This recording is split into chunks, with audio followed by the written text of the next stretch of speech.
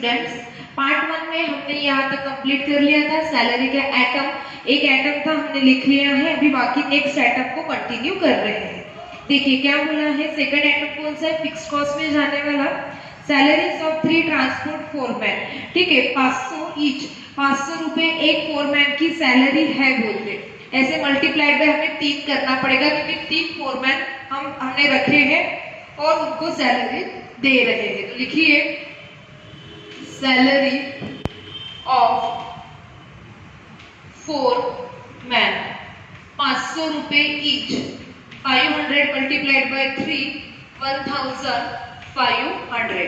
उसके बाद next item है हमारा वेजेस ऑफ ड्राइवर। लिखिए third item wages of driver. कितने वेजेस दे रहे हैं, 150, 150 ईच फॉर 140 ड्राइवर।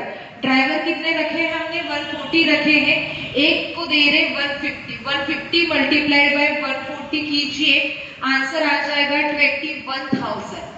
उसके बाद है next fourth item wages of मजदूर, मतलब ही वर्कर, मजदूर कितने, तो उन्होंने वहां पे बोला है मजदूर को 75 ईच, कितने वेजेस दे रहे, 75 रुपए दे रहे हैं एक मजदूर को, ऐसे रखे हैं 180, 180 मल्टीप्लाइड बाय 75, आंसर आ जाएगा 13,500, 13,500। उसके बाद नेक्स्ट आइटम है हमारा गैरेज रेंट एंड रेट्स। लिखिए fifth number garage rent and rates. कितना बोला है उसका उन्होंने, 3000 adjusted in the books of municipality. तो उन्होंने बोला है ये गैरेज रेट और रेट जो है म्युनिसिपैलिटी की इसमें है ऐड करना है, हम उसी का अकाउंट लिख रहे हैं, इसीलिए हम डायरेक्टली अमाउंट लिख लेंगे 3000 बाहर करके।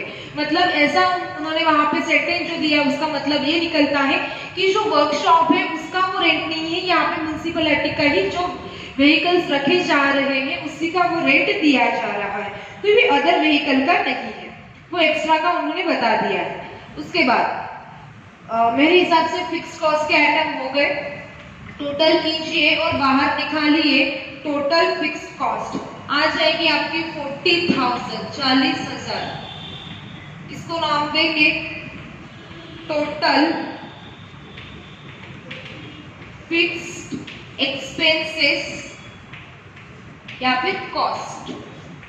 नेक्स्ट आइटम हमें लिखना है मेंटेनेंस, मेंटेनेंस कॉस्ट या फिर expenses. B number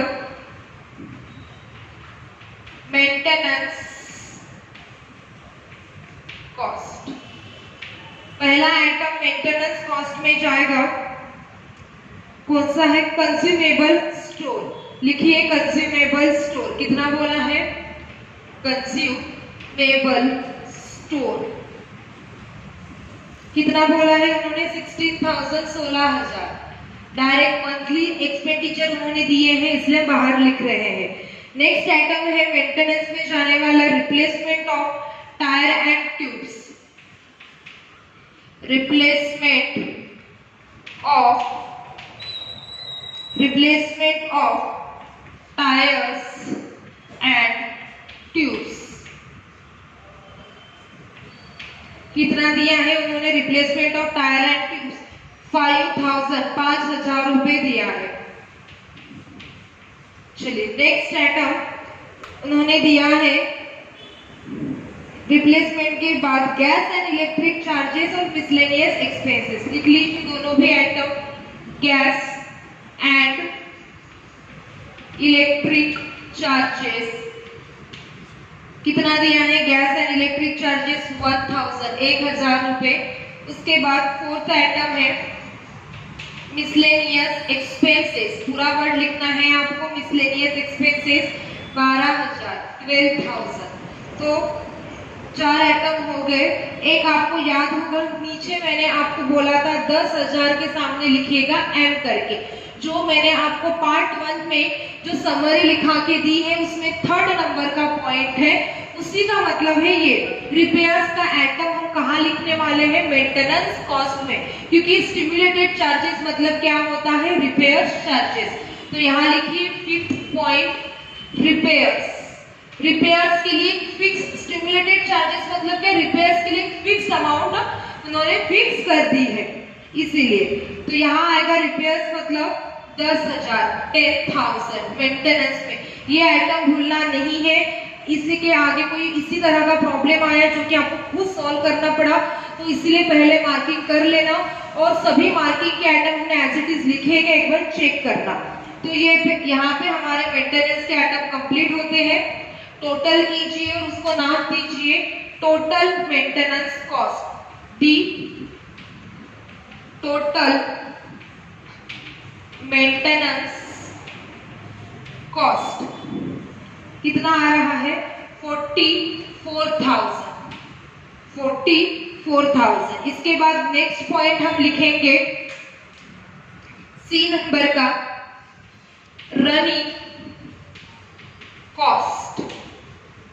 running cost में पहला आइटम, रनिंग कॉस्ट में पहला आइटम जाएगा पेट्रोल और दूसरा है लुब्रिकेंट। दोनों भी लिख लीजिए। पेट्रोल डायरेक्टली उन्होंने खर्चा दे दिया है पेट्रोल के पीछे 60,000 और सेकंड नंबर का आइटम है लुब्रिकेंट, उसके पीछे खर्चा हो रहा है 15,000, 15,000। तो इस तरह से हमने दोनों भी आइटम लिख लिए हैं। अभी इसकी टोटल कीजिए, बाहर लेके जाइए 75,000। तो लिखिए सी की total running cost, total running cost आ जाएगी 75,000 और तीनों की टोटल कीजिए, मिल जाएगा आपको total operating cost. Total operating cost A plus B plus C वो आ जाएगी आपकी 1,59,000। तो उन्होंने क्वेश्चन में क्या पूछा है एक बार देख लेते हैं। उन्होंने सबसे आखिरी में बोला है assuming that a month consists of 13 days, calculate the cost per ton kilometer।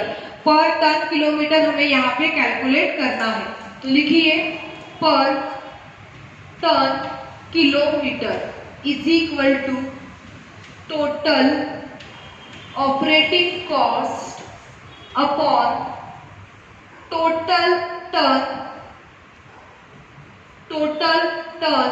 Kilometre. Total operating cost आई है हमारी 1,59,000 डिवाइडेड बाय टोटल किलोमीटर से 1,94,400।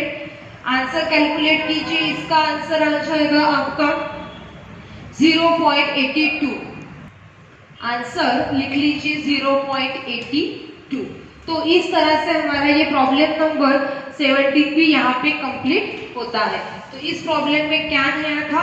तो एक ही पॉइंट नया था, सैलरी ऑफ सुपरिटेंडेंट, जो कि मैंने वीआईपी नोट वर्किंग नोट आपको उसके ऊपर लिखा के दी है। तो प्रॉब्लम नंबर 17 कंप्लीट होता है।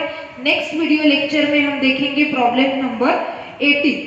पर प्रॉब्लम नंबर 18 भी इजी ही है, कुछ भी ज्यादा डिफिकल्ट नहीं है, उसको मैं आपको समझा देती हूँ, तो आप भी उसको कर सकते हो।